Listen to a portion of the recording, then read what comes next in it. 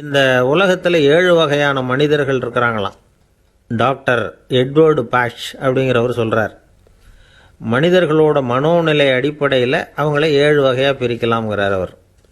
அது எப்படி தெரியுமா? முதல் வகை பயந்த குணம் உள்ளவர்கள். சார் ரொம்ப பயந்த சுபாவம், வீட்டில் கூட வாயை திறக்க மாட்டார், சாப்பிட போகிறப்ப மட்டும்தான் கொஞ்சம் வாயை திறப்பார் அப்படிங்கிறோம்ல, அவங்கெல்லாம் இந்த ரகம். ரெண்டாவது வகை எப்படின்னா சஞ்சலப்படுகிறவர்கள். எதுக்கு எடுத்தாலும் கலக்கம் குழப்பம் இப்படியே காலம் தள்ளுறவங்க பல பேரை பார்த்துருப்பீங்க, அவங்கெல்லாம் இந்த ரகம். மூணாவது வகை எப்படின்னா யதார்த்த உலகை மறந்து கற்பனை உலகத்திலேயே மிதக்கிறவங்க. இளைஞர்கள், கவிஞர்கள், இப்படி பல பேர் இருக்கிறாங்க. எப்போ பார்த்தாலும் கற்பனை உலகத்திலேயே மிதந்துக்கிட்டு இருப்பாங்க. கிட்டத்தில் போய் என்னங்க ஒரு மாதிரியாக இருக்கிறீங்களே அப்படின்னு கேட்டு பாருங்கள், ஒரு அற்ப புழுவை பார்க்குறது மாதிரி உங்களை பார்ப்பாங்க.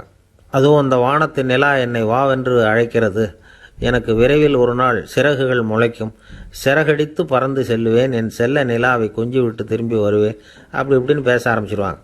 கொஞ்சிறது அப்புறம் இருக்கட்டும்ப்பா, இப்போ கஞ்சிக்கு வழியை பாருடா அப்படின்னா அதை காதில் வாங்க மாட்டான். நாலாவது வகை மனிதர்கள் எப்படின்னா தனிமை உணர்வு மிக்கவர்கள்.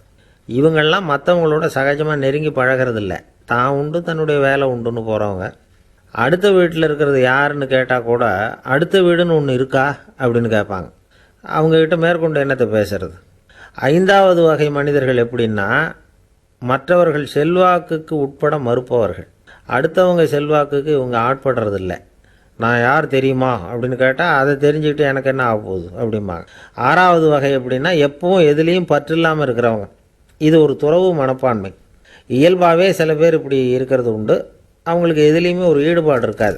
ஏழாவது வகை மனிதர்கள் மற்றவங்க கவலையை தன்னுடையதாக ஆக்கிக்கிட்டு கவலைப்படுறவங்க. இவங்க மகாத்மாக்கள். தான் வேற அடுத்தவங்க வேறன்னு நினைக்கிறதில்ல இவங்க. அப்படிப்பட்ட எண்ணம் இவங்களுக்கு வர்றதில்லை. அதனால் அடுத்தவங்களுக்கு ஒரு கஷ்டம் வந்தால் அதை தன்னுடைய கஷ்டமாகவே எடுத்துக்கிட்டு கவலைப்படுறவங்க இவங்க. ஆகக்கூடி இப்படி 7 வகையான மனிதர்களை அடையாளம் காட்டுறார் அந்த நிபுணர்.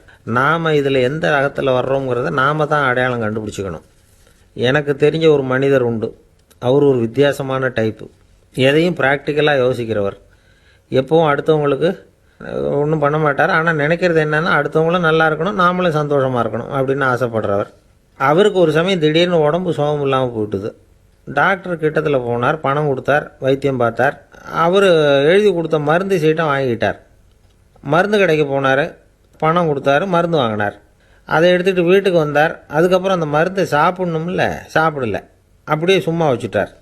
அவரை பார்த்து கேட்டோம், ஏன் சார் இப்படி பண்ணுறீங்க, வீண் செலவு தானே இது, நீங்கள் எதுக்காக டாக்டர்கிட்ட போய் பணம் செலவு பண்ணீங்க அப்படின்னு கேட்டாங்க. அதுக்கு சொல்கிறார், டாக்டர் வாழணும் இல்லையா அதுக்காகன்னார். சரி, அதுக்கப்புறம் என்னத்துக்கு மருந்து வாங்கினீங்க அப்படின்னு கேட்டால், மருந்து கடைக்காரர் வாழணும் இல்லையா அதுக்காக அப்படின்னார். சரி, அப்புறம் ஏன் வாங்கின மருந்தை சாப்பிடாமல் வச்சுருக்கிறீங்க அப்படின்னா, நான் வாழணும் இல்லையா அதுக்காக அப்படின்னாராம் அந்த ஆள்.